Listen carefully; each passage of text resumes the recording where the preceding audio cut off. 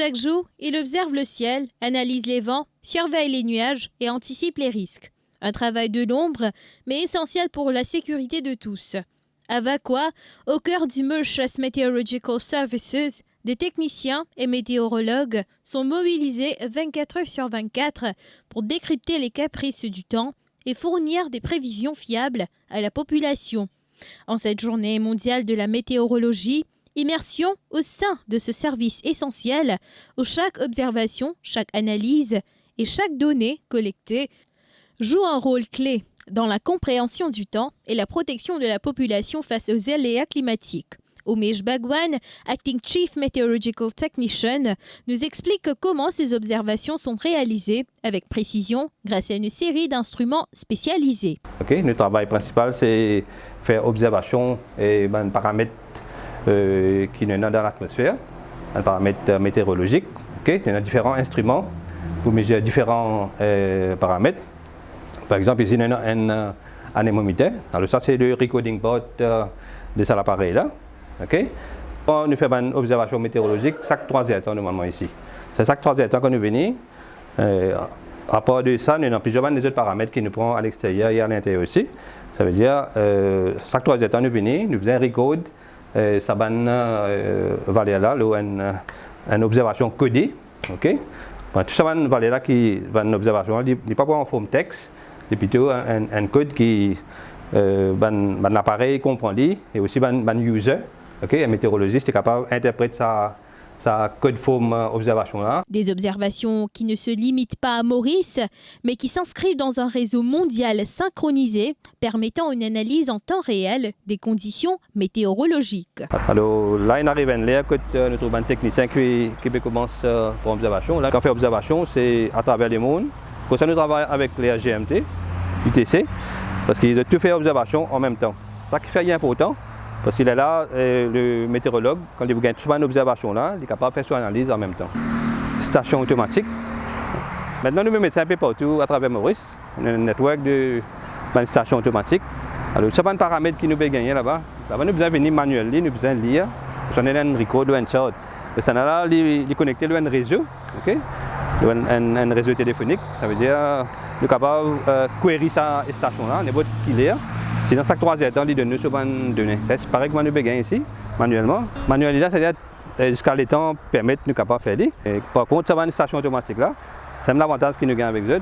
Peut-être quand il y a un cyclone qui ça va une observation est plus important pour nous. Ces données sont ensuite exploitées par les météorologues, à l'image de Sudhir Bigou, Acting Deputy Director of Operations, qui explique comment elles sont utilisées pour modéliser et prévoir l'évolution des systèmes météorologiques. Une observation, et cette observation-là, le fait de faire en même temps dans entier le monde, et nous avons les spécifiques pour ça. Et si nous avons un petit coup, là, ça va une observation-là qui nous fait avec ça. Par exemple, si nous venons là, nous avons un appareil qui nous travaille, donc nous trouvons que tout ça va une observation-là, rentre le système et nous sommes capables de visualiser. Et ça aussi servi pour un modèle numérique. Nous finissons en gagne une observation pour Maurice qui est allé. Et là, ce qui est arrivé, c'est nous capables nous confirme ce qu'il nous peut trouver dans nos photos satellites. Par exemple, quand on a une dépression ou bien un système tropical qui peut évoluer, même un cyclone, nous sommes capables d'avoir une pression et tout, cette direction du vent, tout ça là, c'est à nous. Mais lorsque la situation devient critique, notamment en cas de cyclone, un dispositif d'alerte renforcé est activé pour suivre de près l'évolution des systèmes et informer rapidement la population. Donc en temps normal, ça c'est la section prévision, comment nous dire, il roulait normalement. Là, nous avons une section early warning qui est activée, c'est-à-dire il trouve de l'autre côté. Et là, une fois qu'il est activé, bien sûr, nous faisons le suivi, servi tout ça, logiciel là. Donc pour le cyclone, comment nous commence, comment nous dire, ouais, nous guettons toute la région, prend depuis l'équateur, nous venons jusqu'à 95 ou un petit peu plus. Là, nous guettons qu'il y a un système qui peut évoluer. Basant le système là, l'évolution, bien sûr, nous servons aussi de données de modèles numériques. Si jamais il y a une possibilité d'intensification, là, basant le là, nous émettons ban warning, ce qui est bizarre. Pour Prithviraj Buniadi, Acting Director du Mauritius Meteorological Services, chaque donnée collectée est cruciale pour établir des prévisions de plus en plus précises et protéger la population. Chaque demi-heure, chaque seconde, chaque minute, qui tout ça une observation là, les rentre dans un système, ce qui est coordonné par l'Organisation mondiale de la météorologie, et quand ils rentrent dans un système là, il fait beaucoup de calculs, il y a beaucoup de calculateurs, un gros calculateur. Alors je travaille là pour prévoir comment les temps peuvent être. Donc quand un modèle numérique commence de nous donner information, donc la valeur du jour, nous avons fait une prévision jusqu'à 15 jours, 15 à 20 jours, nous avons fini de faire. Tout ça, c'est un travail qui est là derrière ça là.